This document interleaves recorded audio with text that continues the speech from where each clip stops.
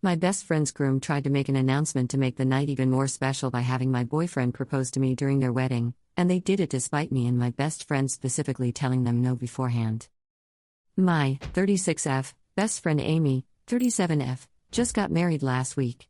I was her maid of honor and I worked to the bone to make sure her wedding was a success. For the most part went well. My friend looked beautiful, the food was great, the flowers and decorations incredible.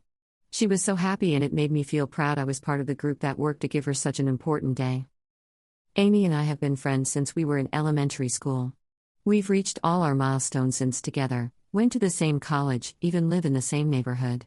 She's the closest I have to a sister and even our parents joke we're reborn twins. Needless to say, Amy is one of the most important people in my life. At the end of my master's I met Danny, 31M. He hired me as a tutor and after a few sessions asked me out. I had never dated someone younger, but he was very sweet and I liked him, so I said yes. We've been together since. He had an older brother, Bobby, 39M, who was introduced to Amy in a house party I hosted a few years later.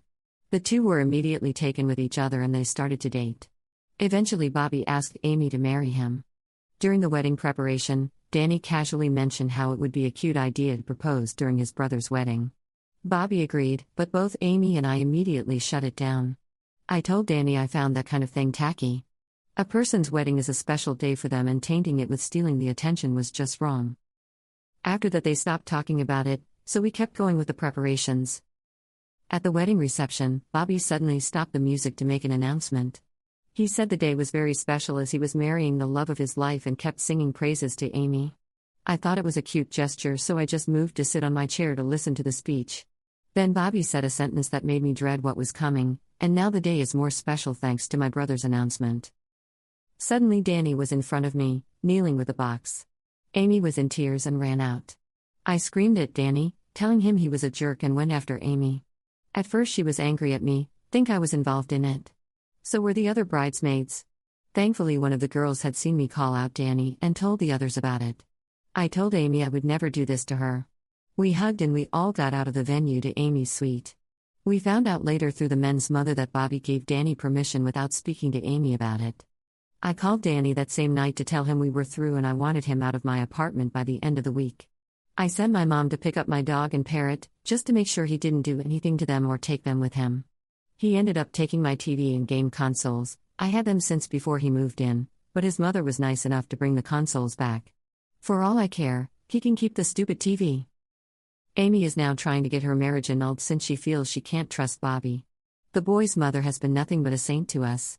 She even paid back to Amy the money she spent on the wedding and told her to use the honeymoon with one of her friends. So Amy and I are now packing to go to Australia. She and Bobby had postponed it for a month so they could get a whole month of vacation. I'm a freelancer that works from home, so I'll just take my laptop. Since this whole fiasco, Danny has been blowing up my phone.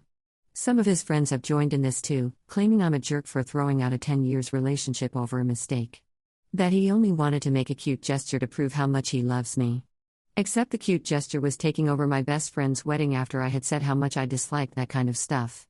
Still, a part of me feels I'm overreacting. So Reddit, am I the jerk in this? Do the people bring me to call me names or insult me, have the balls to post in public or just leave me alone? I have no interest in cowards that hurl insults in private. Also for the record, even if it had been the perfect proposal, for my own reason I would have refused to marry. We were not in marriage talks. Far from it. Commenter 1. Honestly, men don't see that as such a big deal, and when their mum okayed it they probably thought it would be fine in the moment. However, I get that you think it's a big deal. My main problem here is the lack of communication. No couple or marriage is perfect. You went from he did a dumb thing to we're done. Same with your friend. No discussing it, no therapy? Real relationships need work. Their mom never okayed it. Nobody did. They just planned it out behind everyone's back. It wasn't about being perfect or working in it. It's the fact we've told them something directly and they didn't care for our opinions. If they don't care what we think in something as important as a wedding and engagement, what would happen to other decisions? They aren't lovesick teens, they are grown men that should know better and respect when they are told no. Commenter 2. It's not forbidden, but it's a giant social no. Aside from that, for me it was the fact that after I've maintained Danny for the last few years in the literal sense, He disregards my opinion just like that. He knows I hate PDA. I especially hate public attention like proposals. I'm not even big on the idea of a wedding for myself. This was my best friend's wedding, and the only reason I was involved was that. As for Amy, she has her reasons, but I know the big one is being dismissed when she explicitly said she wasn't okay with a proposal during her wedding day. Commenter 3. Both were stupid with what they did. I know you and your friend are mad, but somehow, I feel you could have resolved it by talking calmly. I mean, people make mistakes, but people learn as well. And some even become much better versions of themselves after things like this. I suggest you and your friend cool off, then talk to your SOs again. At least now they know you don't F off with your boundaries. Up. I don't know about Amy, but I have no intentions of going back. Other things have happened that had me on the corner. The fact that he ignored me saying no directly and then stealing my stuff and having his friends harass me have made me unlikely to ever speak to him again as a partner. Update. To begin with, Amy and I are almost at the date to leave. Bobby and her have been talking and agreed to couple therapy after we return from Australia. I've also talked with him and he apologized to me. He didn't know how fractured my relationship with his brother was, but figured it out by the way Danny acted after we broke up.